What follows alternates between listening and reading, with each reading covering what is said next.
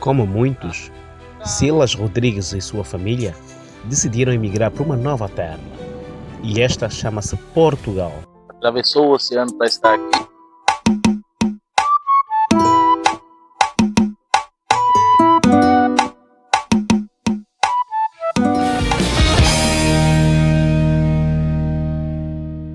Aqui no Mamos na Tuga, hoje temos uma boa história de vida.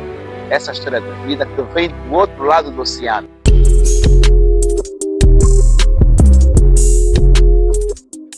É uma história que é um pouco triste, mas ao mesmo tempo serve de incentivo para muitas pessoas. Ou melhor, ele vai apresentar-se. Bem-vindo, Mamos na Tuga. É isso. Obrigado, meu amigo Walter, pelo convite. A gente que, como você disse, atravessou o oceano para estar aqui e, de repente, conhecer pessoas como você é uma das maravilhas, né? Que a gente acaba conhecendo e aproveitando em outro lugar. Meu nome é Silas, conhecido aqui como Silas Rodrigues, né? E estou aqui já em Portugal faz 4 anos, cada dia mais se adaptando ao lugar e cada dia também mais apaixonado pelo lugar. Como você disse, temos uma história de vida como todas as outras pessoas têm, cada um com as suas particularidades, e estamos aqui pegando aquelas experiências do início para que os dias de hoje sejam mais fáceis, que a gente saiba enfrentar os desafios, né? Então, conta-nos, Silas, como é que tudo começou? Começando pelo ponto da tua infância. Teve uma boa infância? Olha, Walter, a minha infância foi uma infância bastante humilde, bastante simplicidade. Nasci em uma cidade pequena no litoral de São Paulo e a minha família também bastante humilde, meus pais, e tivemos uma infância assim um pouco carente, né, de bens, carente de auxílios, de saúde e tantas outras coisas. Uma família de 10 irmãos, então já se vê que naquele tempo não tinha televisão, então os pais aproveitavam para fazer filhos, né? Então uma família grande, rodeada de parentes, famílias e tudo, mas com muita dificuldade, numa área, vamos dizer assim, um pouco rural, muitas matas, cachoeiras. Meus pais não tinham uma profissão, né? Minha mãe trabalhava sempre com limpezas no centro da cidade, meu pai trabalhava na área das obras, né? E então se virava como podia, até mesmo caça, né? Por ser uma zona de matas, né? Até mesmo caças eles faziam. Então a gente não tinha tanto conhecimento, tanta sabedoria, eles não tinham para nos passar, então a gente acabava que aprendia a se virar dessa forma. Foi uma infância bastante necessitada de muitas coisas, passamos muitas dificuldades, muitas vezes sem energia elétrica no lugar onde vivíamos, em tempos de chuvas, de calor forte, não tinha aquela casa protegida, né, para que a gente pudesse ter um conforto, ter uma proteção ali contra as intempéries do tempo. Então foi uma infância assim, bastante complicada, né? Origem humilde, ia mais para a escola pela merenda, né, que chama lá, né, para almoçar, né, e aproveitar, porque era ali que a gente tinha, a gente sabia que ali ia ter uma refeição saudável, né. Olha, a parte enquanto meus pais estavam juntos, eu não me recordo de passar necessidade de alimentação, assim, de alimentos, porque quando eu não vinha de caça, e por ser uma zona de praia, tinha pesca, então a gente sempre tinha alguma coisa em casa para se alimentar. Teve uma situação que veio um rapaz do centro da cidade com a polícia e umas advogados, falaram que aquela área que a gente ocupava era deles, e houve um despejo.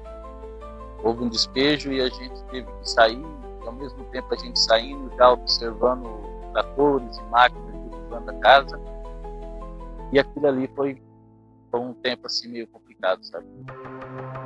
Foi um tempo assim meio complicado, sabe? A gente teve que se dividir, como eram muitos filhos, vai um pouco para casa dos parentes, vai um pouco para outras casas. E até que meu pai conseguiu um terreno um pouco próximo àquele lugar, mas até que aquilo fosse construído, a gente ficou meio jogado. Jogado no sentido assim, foi distribuído, né? Um pouco para casa de um parente, um pouco para outro. E aquilo ali foi uma coisa que logo no início, assim, quando eu comecei a ter alguma consciência, é uma coisa que marcou muito.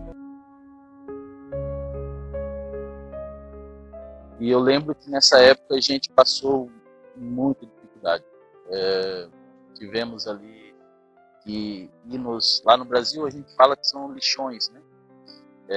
Que são os lugares onde soterramento e tal, e ali a gente ia para esses lugares com aquelas carroças feitas muitas vezes com esse frigorífico velho ali virado a boca para cima e tudo. E iria ali pegar ferros velhos e garrafas de plástico e alumínios, e muitas vezes encontrava ali roupas e outras coisas. E às vezes achava ali peças de caminhões, peças de tratores, coisas pesadas, e levava aquilo, que nessa época já tinha o meu padrasto junto conosco, né? Minha mãe já tinha um outro marido, e a gente ia junto com ele. Ia junto com ele e voltava com aquele carrinho pesado para chegar muitas vezes no ferro velho para ganhar R$10, R$15 por coisa assim, um peso enorme, um esforço enorme, e muitas vezes para conseguir pelo menos o arroz em casa, né? Exato, era mais para contribuir a alimentação. Vivíamos ali num cômodo, a gente fala um cômodo, né? No caso aqui em Portugal seria um T0, que seria uma casa de banho, seria um banheiro e um espaço só, seria um quarto, e ali com todos os filhos ali dentro. Então, 10 pessoas num T0, com beliches e roupas e tudo, e a louça se lavava do lado de fora, e a casa de banho também, sem bolso, sem reboco nas paredes, nada. E é aquilo que eu falei, exposto a tudo, né, e tal. Então, é um tempo que a gente passou assim, na época, como criança, né? Você acaba que sente um pouco de vergonha de se apresentar na escola, porque você vê os seus colegas, todo mundo bem vestido, ou pelo menos com alimentação, ou com aquele dinheiro na hora do intervalo para participar qual era o nome que falava? Aquela cantina, né? A cantina, a escola tinha as merendas ali que você comprava ali com algumas moedas, e muitas vezes a gente não tinha esse privilégio de uns pais que tinham melhores condições, né?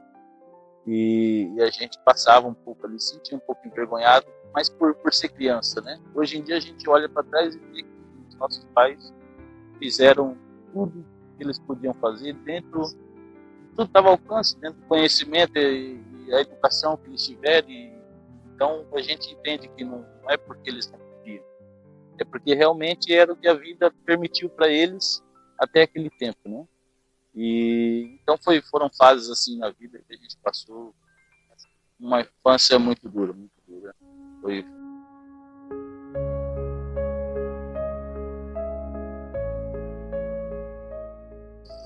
na adolescência, eu acho que até um reflexo um pouco da infância, né?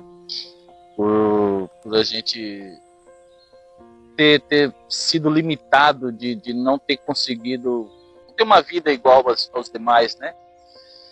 E uma comparação que eu faço hoje em dia, refletindo assim sobre a vida, sobre as regiões do mundo, sobre os países, as diferenças de um lugar para o outro, eu vejo que os lugares mais carentes do mundo é onde a violência impera, né?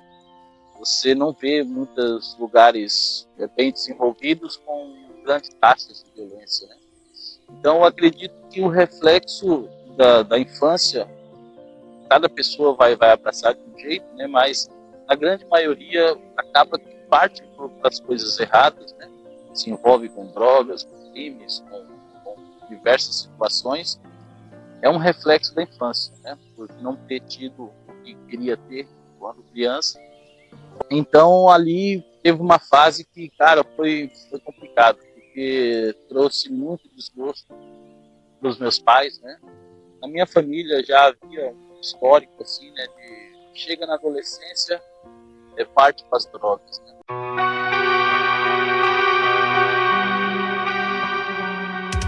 A gente começa a fazer umas certas amizades e conhece as drogas, né? Então eu conheci ali, sempre começando ali no Brasil a gente chama de maconha, né? Aqui é ganza, mas liamba. Pois então lá no Brasil, com 15, 16 anos eu conheci a liamba. Então experimentei e cada vez que você experimenta, você olha para os seus colegas em volta, eles já te tratam diferente. Pelo menos os colegas aquele mesmo ciclo, né? E ali você faz isso, poxa, você chega na escola ou no meio dos colegas, você já vê que tem um respeito maior, né? E também depende muito com quem você está andando. Poxa, eu estou andando com aquele que era respeitado. Pô, então você passa a ser respeitado. E ali vai, hoje em dia é a maconha, amanhã você já vai para uma balada e você conhece a cocaína. E quando você vê, você está envolvido num meio de pessoas que está envolvido com crime, né? E também eu já tinha um histórico de brigas em escola, né? E aí você começa a ficar adolescente, já começa a abandonar a escola, ir para a rua, e sair para as baladinhas, para os lugares, os bailes, né, da época, e ali arruma brigas, e ali você vai criando, você vai formando a sua personalidade, né, para aquela região.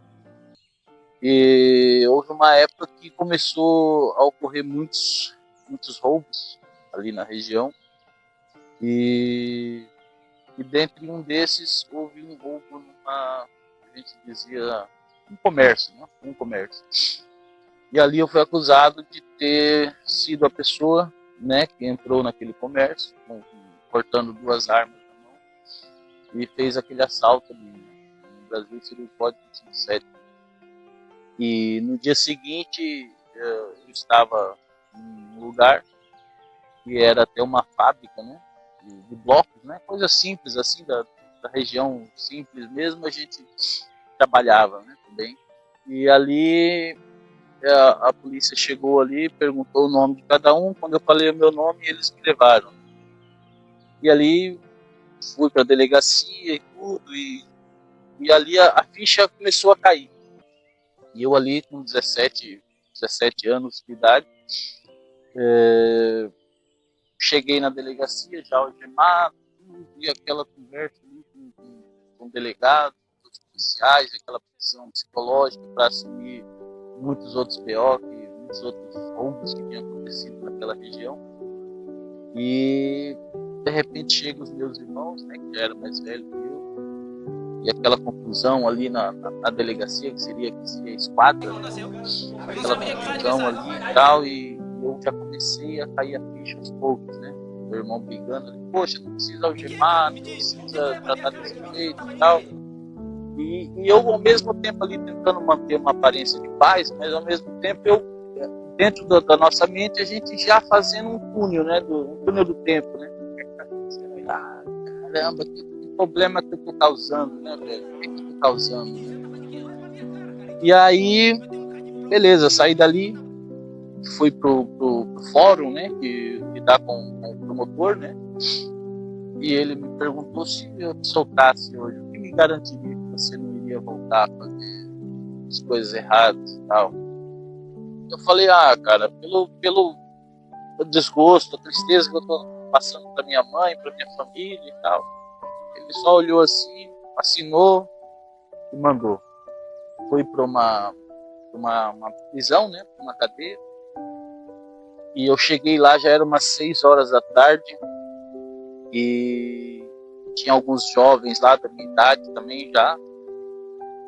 E eu, caramba, eu não acredito que eu tô aqui, sabe? Você começa, poxa vida, o que está acontecendo? Porque uma coisa é você fazer uma situação aqui, e essa situação se resolver no mesmo dia. Mas a partir do momento que você entra para dentro de um lugar desse, que você olha, você fala, eu tô preso, meu.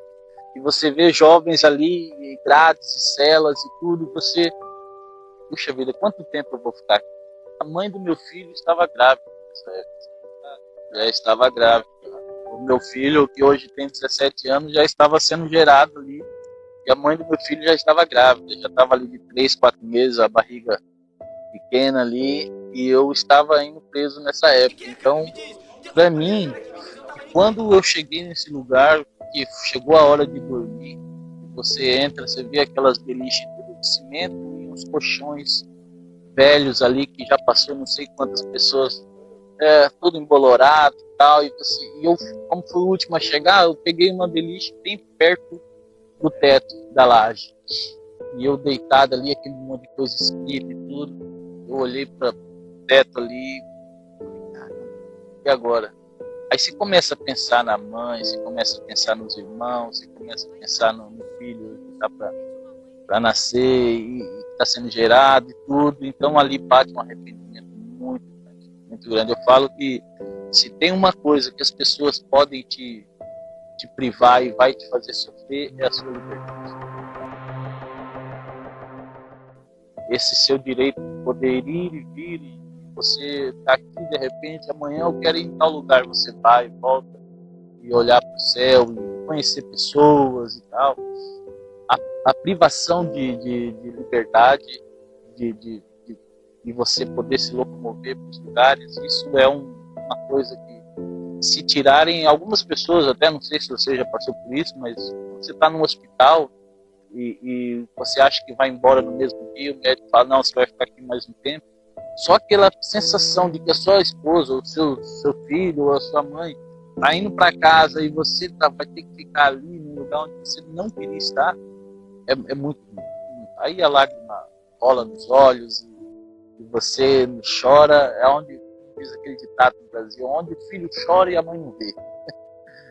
Então bate muito.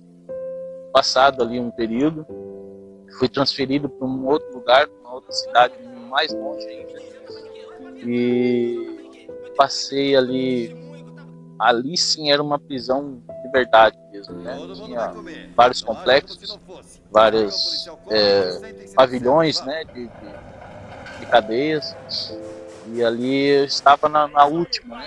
Estava assim uma estrada e ali era a última. E ali era só menor de idade mesmo. Só que ali era mais como se fosse uma escola, porém com regras e guardas, né? É isso, para reabilitar, exatamente. E ali fiquei e chorava e orava e eu aprendi a falar com Deus ali, aprendi a fazer jejum ali. E eu cheguei ali, e ali, meu amigo, ali eu não sabia orar, eu não sabia o que era fazer jejum, eu fazia tudo ali. Porque era você e Deus. Não tinha pai, não tinha mãe, não tinha amigo, não tinha ninguém para te tirar dali. Era parede de concreto, porta de aço, e você sentado no chão ali, encaixotado. Encaixotado que fala é quando abraça, né? Você tem que ficar o dia inteiro ali. E aí só chegava o pessoal na hora do almoço para te entregar lá Vamos lá, prato de comida, mas você não tem fome. Você acaba que você não tem fome. Você tá tão... sempre pensar, nossa, no máximo... Exato. No máximo ali bebia o suco, né? O suco que eles entregavam ali. Não tinha fome, você começava a comer e o negócio ia, porque seu foco não era aquilo, você estava, puxa, eu preciso, Deus me tira daqui, porque é um sofrimento muito grande. E ali cheguei ali, era numa terça-feira, e fiquei ali uns 2 dias nesse lugar sozinho. Depois, um dia à noite, eles me levaram para uma outra área onde já tinha mais jovens também, na mesma situação que a minha. E ali eu achei que eu já ia poder ficar ali junto com o pessoal, mas não, eu vou para uma outra cela com mais 2, 3 ali junto comigo, que vai ficar na mesma situação. Então, ou seja, um período de uma semana, sentado no chão, só durante a noite, ali às 10 da noite, eu podia ir para a cama ali e poder dormir. E no outro dia, 6 horas da manhã, em pé de novo, já sentar no chão de novo e ficar ali. Então foi uma época assim meio sofrida. O engraçado que esse lugar onde eles me levaram era uma fundação casa, né, nova, tinha 3 anos e eles nunca tinham tido nenhum tipo de fuga ou rebelião. E eu cheguei ali, era numa terça-feira, no primeiro domingo, eu tinha já saído do isolamento, estava ali no almoço com o pessoal, e terminava o almoço, todo mundo tinha que sentar em fileiras assim no pátio, e aguardando para ser liberado para poder ir à casa de banho e escovar os dentes. Só que nesse período eu ouvi uns gritos. Já eram alguns funcionários, alguns guardas ali, que eles estavam já correndo para um lado e para o outro, alguma coisa estava acontecendo. E quando espera, olhamos para o lado e já vimos algumas pessoas já jovens também, já com as camisetas, né? Tirava a camisa, amarrava no rosto, e eu já vi que o pessoal começou a conversar ali baixinho, olha, cadeira tomada. E pronto, e eu inexperiente, não sabia nem o que eu estava fazendo ali. De repente já aparecem alguns jovens já, que eles quebravam o cabo de vassoura, né? Assim, vamos supor que a gente quebra o cabo de vassoura aqui, faz 2 pontas, e ali já indo para cima do funcionário, do guarda que estava ali cuidando de nós, e começa aquela bagunça. E correria para lá, eu não sabia nem o que fazer, alguns jovens já jogando as coisas no chão, outros quebrando isso, quebrando aquilo, e eu meio perdido, só corria para um lado e para o outro para fingir que eu estava no meio da bagunça, mas eu não sabia o que fazer ali, cara, sem noção nenhuma. E eu lembro que eu olhava pro lado, já fumaça subindo de colchão, sendo queimado. Não deu 2 minutos, já ouvi barulho de helicóptero em cima. Eu falei, caramba, meu, o que tá acontecendo? Parecia que eu tava num filme. Mas ao mesmo tempo, e agora, o que eu faço? A maioria ali que estava comigo, não, vamos sair, vamos fugir. Fez aquela correria, correndo no portão, assim. Muitos saíram. E eu meio sem saber o que fazer. Eu cheguei perto do portão para sair, mas eu vi que alguns não iriam. Alguns falaram, não, vou ficar e vamos se trancar na escola, que lá dentro tem uma escola, vamos pegar a chave, vamos se trancar dentro da escola e vamos deixar quem quer sair, sair, nós vamos ficar. Aí esse foi o que me aliviou também, falei, então vamos ficar. Voltei com eles, entramos para dentro da escola, trancamos a porta, por quê? Porque nós sabíamos que a polícia de choque, e a polícia própria, polícia especiais, polícia de ação, eles iam chegar e iriam sair dando borrachada e tiro de borracha em todo mundo, né? Então, para a gente se precaver dessa intervenção policial, que já vi que já tinha 2 helicópteros voando em cima, olhei para cima do muro, já tinha uns guardas da tropa de choque já em cima do muro já. Falei, não os caras vai arrebentar nós. E eu só ouvindo barulho de tiro do lado de fora, que o pessoal foi saindo pelo portão principal, só que na frente tem outras cadeias, tem outros complexos. E aqueles guardas daquele complexo, observando isso, começou a atirar na direção do portão. Não sei se para atingir ou só para assustar o pessoal. E a gente ouvindo muito barulho de tiro, helicóptero, tudo. Então ficou uma confusão, coisa muito grande. E ali se resguardamos dentro da escola. E lá tinha a TV Tribuna, né? Tinha a TV da região ali. E isso começou a ser transmitido na TV. E os meus pais assistindo, sem saber o que estava acontecendo, se eu estava no meio daquela turma ou se eu não estava. E eu lá dentro preocupado. Silas Rodrigues, depois de passar por um momento terrível, foi solto, pois não havia nenhuma prova que o incriminasse. Silas decidiu dar um novo rumo à sua vida.